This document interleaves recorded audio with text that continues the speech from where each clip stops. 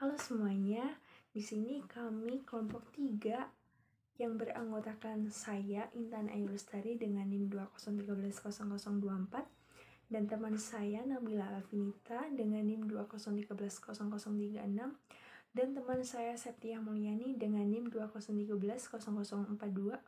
Di sini kami akan mempresentasikan tentang keputusan investasi sebagai salah satu pemenuhan tugas akhir di mata kuliah Manajemen Keuangan di semester 4 ini, Prodi Ekonomi Pembangunan, Fakultas Ekonomi dan Bisnis, Universitas Gadjah Mada Malang.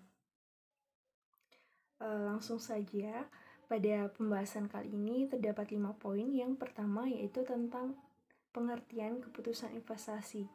Yang kedua ada teori keputusan investasi. Yang ketiga ada dasar keputusan investasi.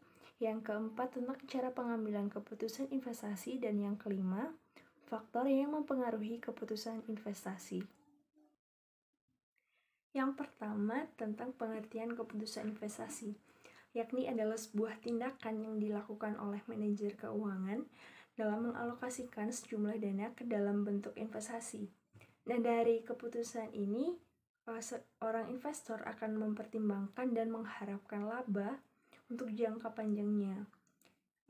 Keputusan investasi ini juga berkaitan dengan proses pemilihan alternatif investasi yang tersedia dan yang menguntungkan bagi perusahaan tersebut.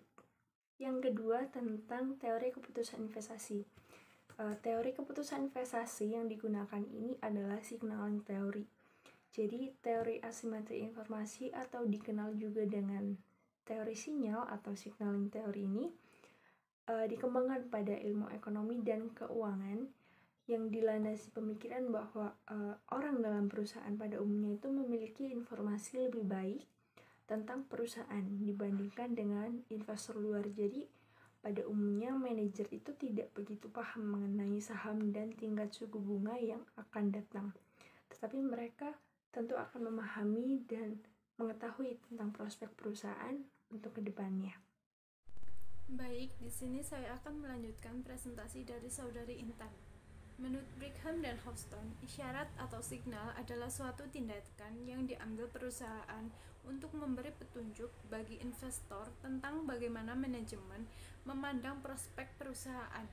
Sinyal-sinyal yang sudah diberikan berupa informasi mengenai apa saja yang sudah dilakukan oleh manajemen untuk merealisasikan keinginan pemilik, yakni pemegang saham.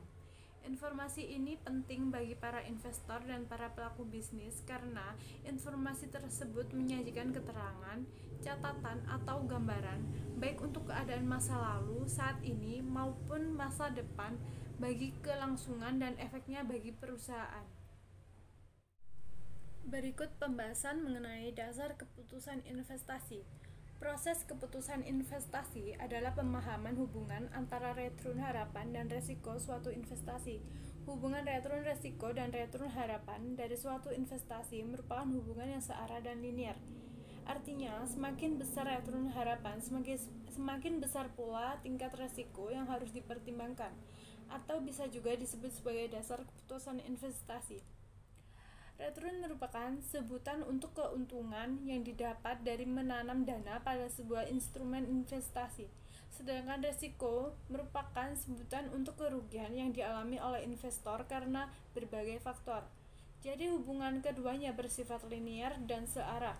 Artinya semakin besar resiko suatu aset, semakin besar pula return harapan atas aset tersebut.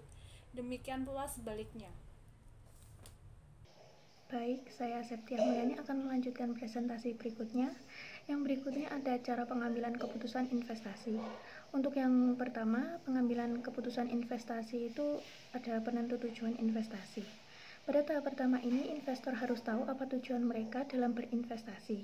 Apakah itu nanti akan berjangka panjang atau berjangka pendek. Apakah juga nanti risiko tinggi dengan potensi keuntungan yang tinggi atau risiko rendah dengan potensi keuntungan yang rendah.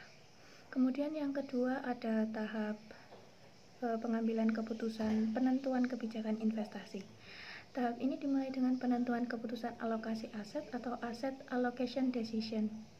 Keputusan ini menyangkut pendistribusian dana yang dimiliki pada berbagai kelas aset yang tersedia. seperti saham atau obligasi sekuritas luar negeri. Kemudian tahap yang ketiga ada tahap pemilihan strategi portofolio. Dalam pemilihan strategi portofolio ini ada dua jenis strategi, yaitu yang pertama bisa strategi portofolio aktif yang meliputi kegiatan penggunaan informasi yang tersedia dan teknik-teknik peramalan secara aktif untuk mencari kombinasi portofolio yang lebih baik. Kemudian strategi yang kedua yaitu strategi portofolio pasif yang meliputi aktivitas informasi pada portofolio yang seiring dengan kinerja indeks pasar.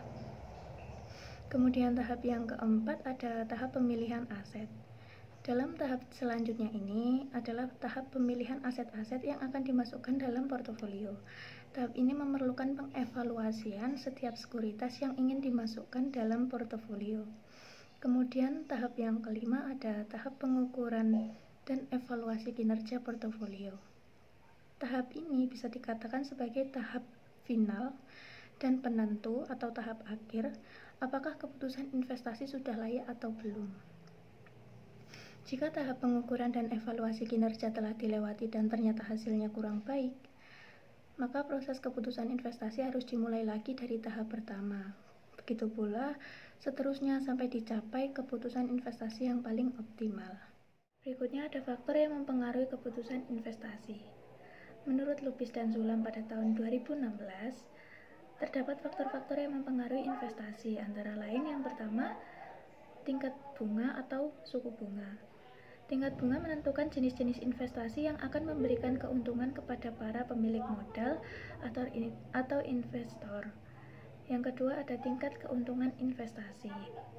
Ramalan mengenai keuntungan di masa depan akan memberikan gambaran pada investor mengenai jenis usaha yang prospektif dan dapat dilaksanakan di masa depan dan besarnya investasi yang harus dilakukan untuk memenuhi tambahan barang-barang modal yang diperlukan.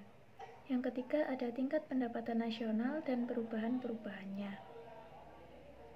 Dengan berkembangnya pendapatan nasional, maka tingkat pendapatan masyarakat akan meningkat. Daya beli masyarakat juga meningkat, total agregat demand meningkat, yang pada akhirnya akan mendorong tumbuhnya investasi lain. Kemudian yang keempat, ada keuntungan yang diperoleh oleh perusahaan. Nah, semakin besarnya keuntungan yang diperoleh oleh perusahaan, maka akan mendorong para investor untuk menyediakan sebagian dari keuntungan yang diperoleh untuk investasi-investasi yang baru. Yang kelima ada situasi politik. Kestabilan politik suatu negara akan menjadi pertimbangan tersendiri bagi investor, terutama para investor asing, untuk menanamkan modalnya. Mengingat bahwa investasi memerlukan jangka waktu yang relatif lama untuk memperoleh kembali modal yang ditanam, dan memperoleh keuntungan sehingga stabilitas politik jangka panjang akan sangat diharapkan oleh para investor. Yang keenam ada kemajuan teknologi. Nah, dengan adanya temuan-temuan teknologi baru atau inovasi, maka akan semakin banyak kegiatan pembaruan yang akan dilakukan oleh investor, sehingga semakin tinggi tingkat investasi yang akan dicapai. Dan yang terakhir, adanya kemudahan-kemudahan yang diberikan pemerintah. Ini maksudnya tersedianya berbagai sarana dan prasarana awal seperti jalan raya, listrik, dan sistem komunikasi akan mendorong para investor untuk menanamkan modalnya di suatu daerah. Sekian yang dapat kelompok kami sampaikan dalam presentasi berjudul keputusan investasi kali ini. Mungkin ada kurang lebihnya, kami membutuhkan kritik dan saran dari audiens. Wassalamualaikum warahmatullahi wabarakatuh.